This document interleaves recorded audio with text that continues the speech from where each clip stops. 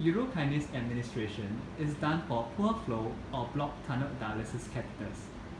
Before we begin, prepare the following items: a sterile dressing set, sterile gloves, hexodane solution, 10 ml syringe times 3, 1 3 ml syringe, 2 needles, 2 cap bungs, 1 valve of urokinase, 60,000 units per valve, 2 valves of normal saline, and 1 valve of concentrated heparin, 5,000 units per ml.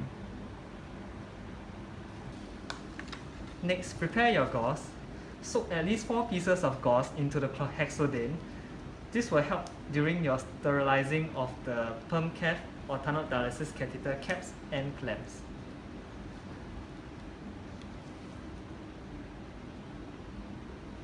Subsequently, open up your green towel and drape it over your patient's tunnel dialysis catheter as so.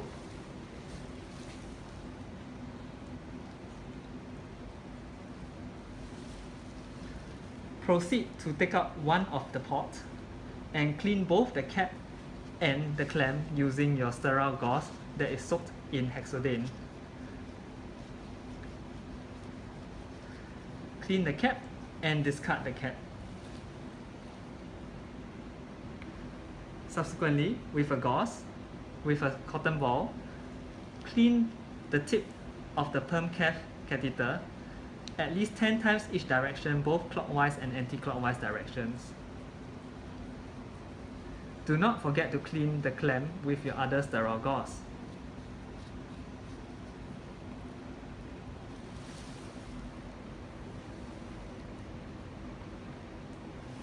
Repeat the procedure for your other pot.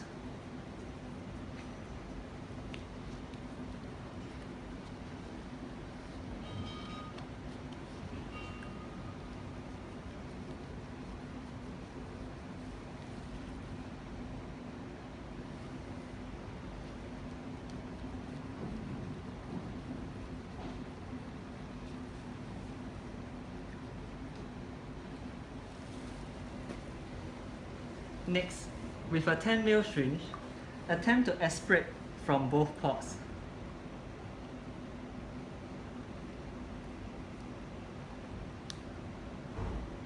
You should try to aspirate at least 2 ml of blood per pot. If unable to aspirate, test the other pot.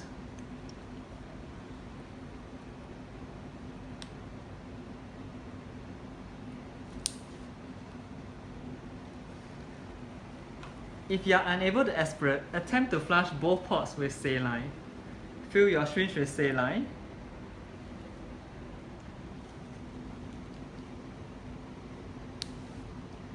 And attempt to flush it with saline.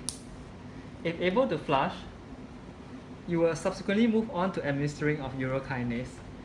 However, if you are unable to flush both pots, you have to arrange for an exchange of the tunnel dialysis catheter at the IR department. Next, we shall go on to reconstituting the urokinase.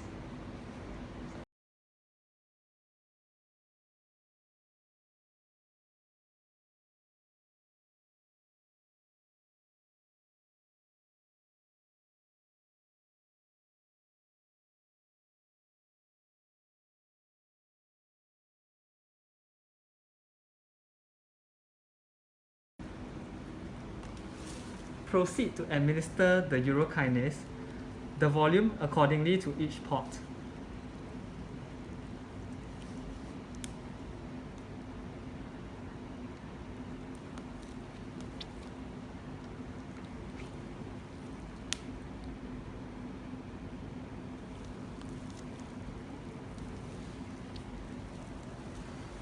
After administering of the urokinase, you must subsequently cap the administered pot with new caps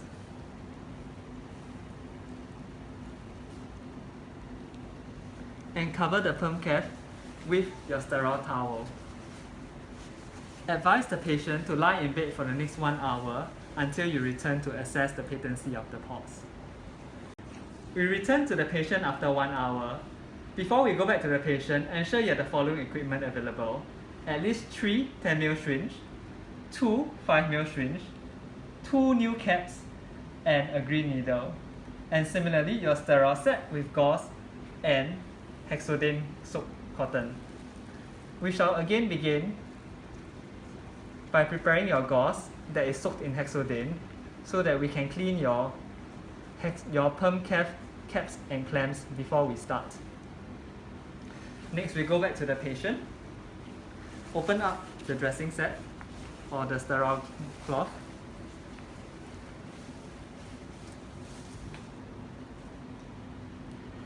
Again, before we start, we shall remember to clean both the caps and the clamps of the pots.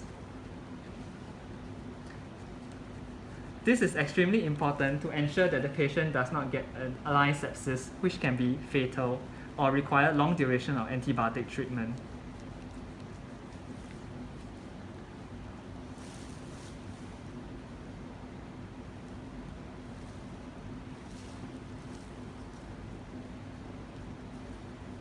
Similarly, clean the second pot.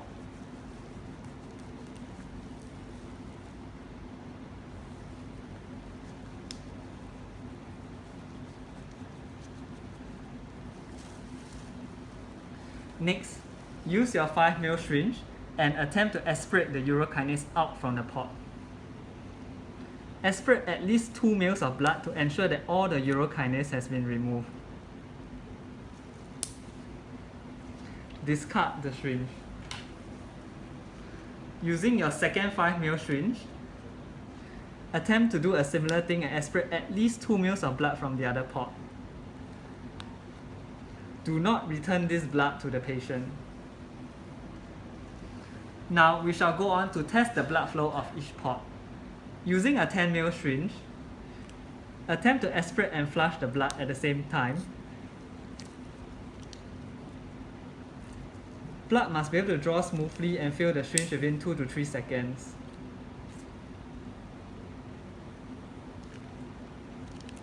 If the blood flow is not smooth or patent, you might have to reconstitute a urokinase and administer a second round.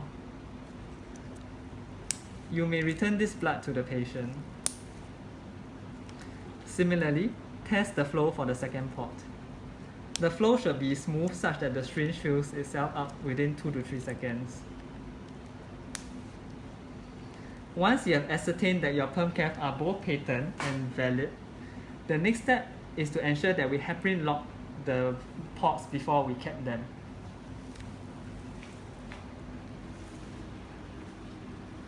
Using your 10 ml syringe, draw 1 ml of heparin from your heparin valve, which constitute 1 ml.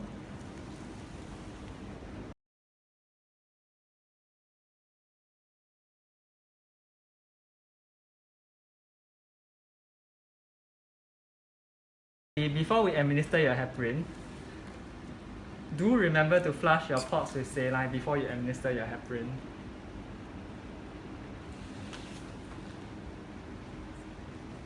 We will now flush both pots with saline.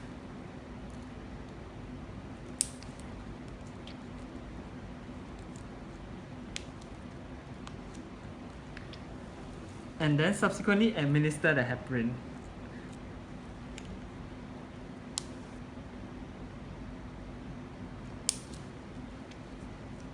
Similarly for the venous pot.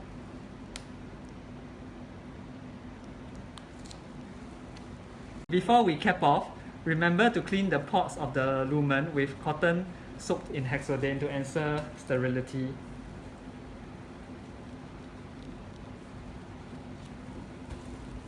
And replace with new caps. And we are done.